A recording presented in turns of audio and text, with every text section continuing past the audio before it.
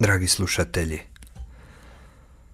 kroz protekli tjedan, ali i danas na prvu nedjelju Došašća, slušamo Isusovu eshatološku besjedu koju je zapisao evanđelist Luka u 21. poglavlju.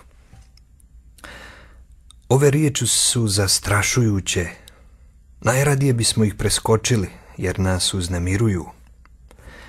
Govore o posljednjim vremenima i znakovima koji će im prethoditi. Lažni proroci, bratoubilački ratovi, potresi, progoni i mržnja protiv Isusovih učenika, znakovi na suncu, mjesecu i zvijezdama. A onda kao posljedica svega, bezizlazna tjeskoba i umiranje od straha i iščekivanja onoga što prijeti svijetu.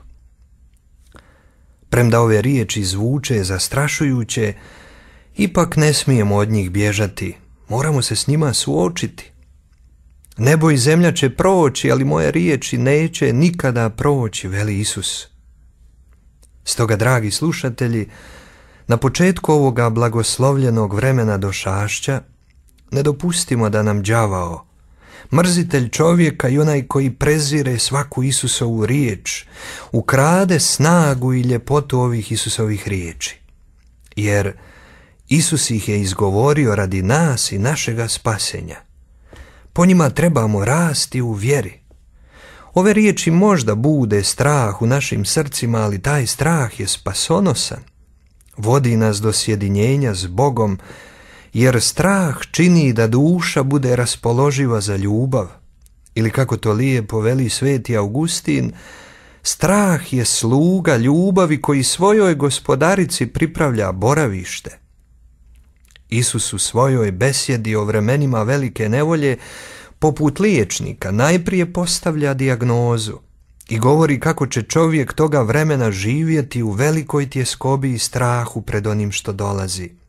A nakon toga Isus propisuje i spasonosni lijek koji čovjeka ima izliječiti u vremenu straha i tjeskobe. Najprije, ne bojmo se priznati da je današnji čovjek otuđen od Boga Božjih zakona i zapovjedi, ispunjen strahom od onoga što ga očekuje sutra. U tome strahu i tjeskobi silno želi biti siguran i živjeti u miru. No mnogi žele taj mir bez Isusa, bez onoga koji je naš mir. Stavimo si pred oči dvije slike, odnosno dva pristupa problemu ratova, terorizma i nasilja u današnjem svijetu. Najprije čovjeka koji gleda očima vjere. Uzmimo za primjer papu Franju. Prije nekoliko dana prije odlaska u Afriku pitaju papu da li se boji terorizma, a on im u šaljivom tonu odgovara: više se bojim komaraca nego terorista. A onda jedna posve drugačija slika koja dobro opisuje ništavilo i beznađe suvremenog čovjeka koji je izgubio oslonac u vjeri. To je slika mladića koji nakon krvoprolića u Parizu na ulici za klavirom svira pjesmu Imagine, zamisli, ateističku pjesmu koja je lišena posve Isusove spasonosne poruke. Dragi slušatelji, Isusove riječi upozorenja ne služe tome da nam se strah uvuče u kosti. One nas zapravo pozivaju da ljudski strah pretvorimo u sveti, božanski strah koji će nas očuvati na Isusovom putu života. Blago svakome koji se boji Gospodina, koji njegovim hodi stazama, riječi su psalmiste upućene svim vjernicima.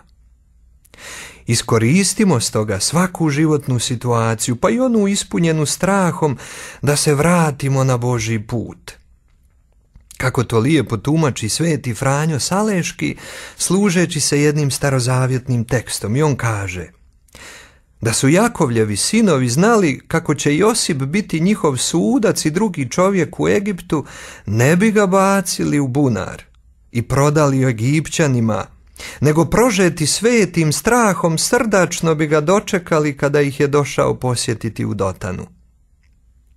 Pitanje nama je danas kako ćemo to učiniti, koji je recept da se ne prepustimo beznađu i da naša srca ne budu zatrovana strahom i tjeskobom.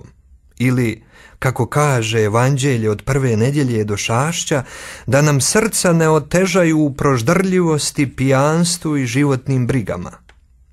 Božanski učitelj o tome nam lijepo govori u drugom dijelu Evanđelja. Budni budite i u svako doba molite da uzmognete umaći svemu tome što se ima zbiti. Dakle, odgovor je u budnosti. Valja neprestano moliti. Sjetimo se neprestanog trostrukog Marijinog poziva ovdje u Međugorju: molite, molite, molite. Ili riječi: molite dok vam molitva ne postane radost.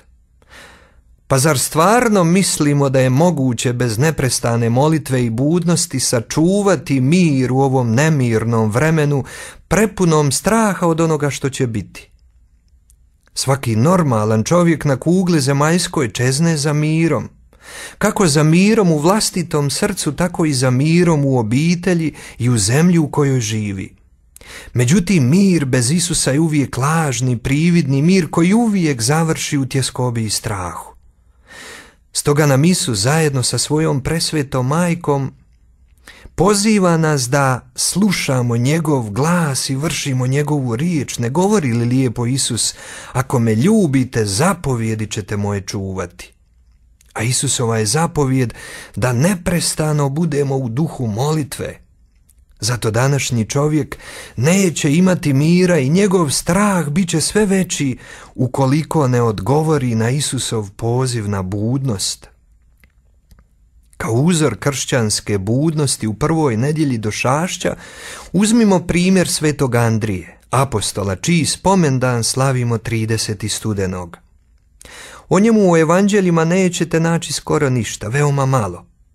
On nije kao njegov brat koji mnogo govori, ali mnogo i griješi. Sveti Andrija je primjer šutljivog apostola koji radije sluša i upija svaku Isusovu riječ. On je slika budnog apostola koji se ne uzda u svoju snagu, nego u moć Isusove prisutnosti. Stoga nam je uzor u neprestanoj budnosti: bdjeti u Gospodinu i bdjeti s Gospodinom. Tada nestaje svaki strah i tjeskoba o kojoj Isus govori i postajemo svjesni Isusovog obećanja: ne bojte se, ja sam pobijedio svijet. Dragi slušatelji, u nemirnom vremenu u kojem živimo, ne dopustimo da nam životne brige i tjeskobe ukradu Isusovu radost i njegov mir. Riječi Evanđelja pozivaju nas na to. Premda u prvom dijelu prilično uznemirujuće Isusove riječi, one nas na koncu hrabre i tješe. Onaj tko je budan i u neprestanoj molitvi raskrstio je sa strahom i živi u ljubavi očevoj, jer straha u ljubavi nema. Zakoračimo radosno u vrijeme do Šašća, vrijeme dolaska Isusova. Zakoračimo s molitvom koja dolazi iz dubine srca. Gospodine Isuse, ukloni iz naših srca svaki strah osim onoga spasonosnoga koji se pretvara u ljubav prema tebi. Podari nam onakvo srce kakvo je imao tvoj učenik Andrija.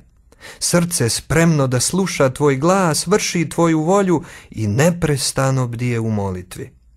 Neka nas na tome putu prati pomoć i zagovor tvoje prečiste majke, čije srce je bilo slobodno od straha i sjedinjeno u ljubavi s tobom.